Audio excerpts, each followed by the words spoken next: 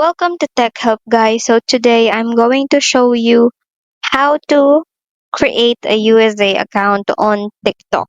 So basically, guys, I already have a TikTok account. So what I'm going to do is just the same with what you're going to do. Just make your account. You can just change it after that, or if you have any settings or options that you can just say that you are from USA, then just click on that. It's that easy.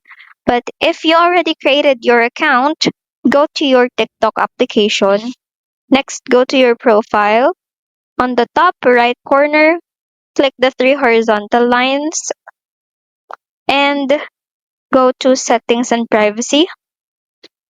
Next, go to account.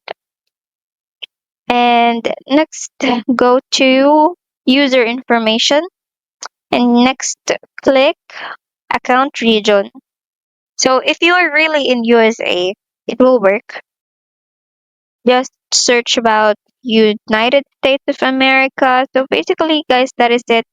Thank you so much for watching this video. Please like, comment, and share for more quick tips and tutorials.